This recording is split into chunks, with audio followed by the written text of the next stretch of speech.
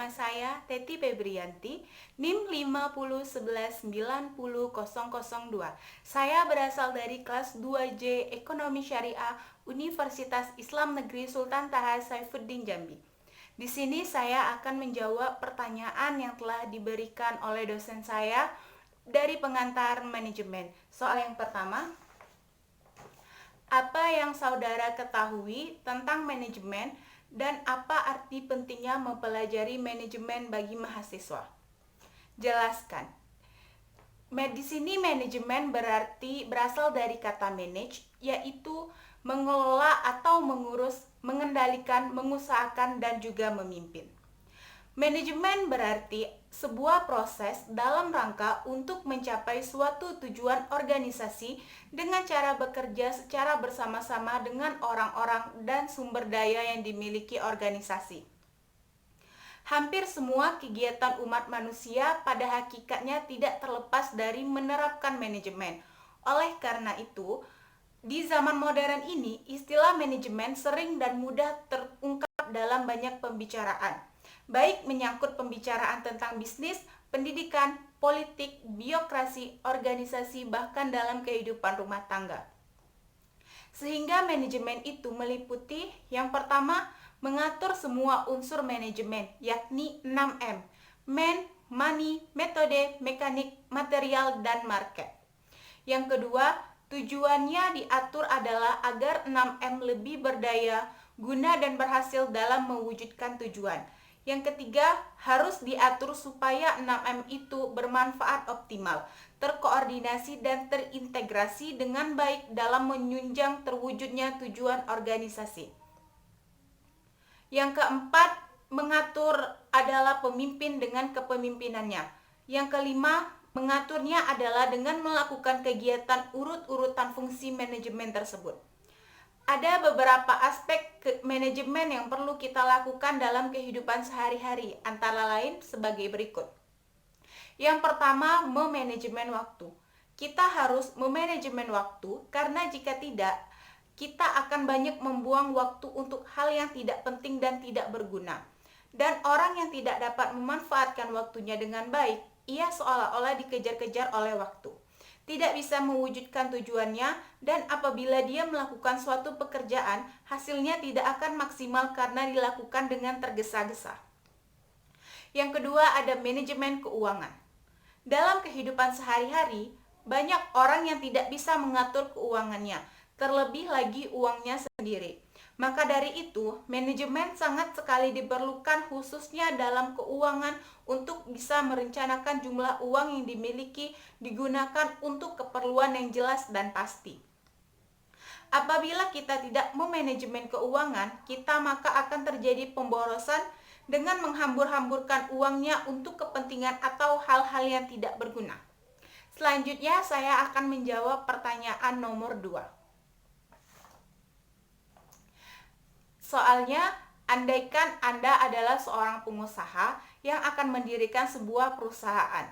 Jelaskan tahapan tujuan perusahaan mulai dari top management hingga low management dan jelaskan arti pentingnya manajer dalam suatu organisasi secara umum. Yang pertama ada manajemen puncak atau top level of management. Manajemen puncak adalah tingkat manajemen yang paling atas dan memiliki otoritas tertinggi pada sebuah organisasi perusahaan dan bertanggung jawab langsung kepada pemilik perusahaan. Manajemen puncak memiliki kewenangan yang paling besar di antara manajemen pada tingkat lainnya. Manajemen puncak berhak untuk memilih, mengangkat, memberhentikan manajemen yang berada di bawah otoritasnya. Contoh tingkat manajemen puncak adalah seperti CEO, GM atau General Manager, atau juga yang sering kita sebut dengan Presiden Direksi.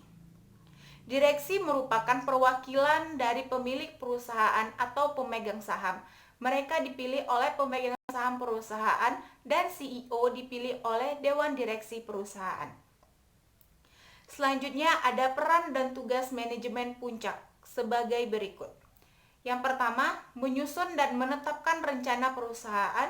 Yang kedua, mengatur manajemen yang berada di bawah posisi manajemen puncak. Yang ketiga, menentukan tujuan perusahaan. Yang keempat, memanfaatkan sumber daya yang dimiliki oleh perusahaan. Yang kelima, bertanggung jawab atas semua yang dilakukan oleh manajemen di bawahnya. Yang kedua, ada manajemen tingkat menengah atau middle level of management. Manajemen tingkat menengah berada pada tengah-tengah dari hierarki manajemen pada sebuah perusahaan. Manajemen ini dipilih oleh manajemen puncak dan manajemen tingkat menengah bertanggung jawab atas pelaksanaan rencana yang sudah ditentukan oleh manajemen puncak. Berbeda dengan manajer puncak, manajer tengah cenderung bekerja mengandalkan kemampuan manajerial dan hal teknis, kurang membutuhkan keterampilan yang sifatnya konseptual. Manajemen tingkat menengah membawahi dan mengarahkan kegiatan manajer di bawahnya. Manajemen pada tingkat ini bertanggung jawab terhadap kegiatan yang dilakukan oleh tingkatan manajemen yang lebih rendah dan bahkan terkadang terhadap beberapa karyawan operasionalnya. Contoh tingkatan manajemen tengah sebagai berikut. Yang pertama, kepala departemen atau HOD. Contohnya seperti manajer keuangan, manajer pembelian, dan manajer produksi. Yang kedua, ada manajer cabang seperti kepala cabang unit. Yang ketiga, ada junior eksekutif. Contohnya seperti asisten manajer pembelian, asisten manajer keuangan, dan asisten manajer produksi. Adapun tugas dan peran dari manajemen tingkat menengah sebagai berikut. Yang pertama, menjalankan perintah, kebijakan, rencana yang telah disusun oleh manajemen puncak. Yang kedua, memberi saran atau rekomendasi kepada manajemen puncak. Yang ketiga, mengkoordinasi seluruh kegiatan semua departemen yang ada. Yang keempat, berkomunikasi dengan manajemen puncak dan manajemen tingkat yang lebih rendah posisinya. Yang kelima, mempersiapkan rencana jangka pendek umumnya disusun hanya untuk 1 hingga 5 tahun ke depan. Yang keenam, mempunyai keterbatasan tanggung jawab dan wewenang karena manajemen tingkat menengah ini merupakan perantara manajemen puncak dan manajemen yang lebih rendah. Yang ketujuh, bertanggung jawab secara langsung kepada dewan direksi dan CEO perusahaan. Yang terakhir ada lower management atau low level management. Manajemen ini adalah tingkatan manajemen yang paling rendah dalam sebuah perusahaan. Manajemen ini bertugas untuk memimpin dan mengawasi kinerja tenaga operasional.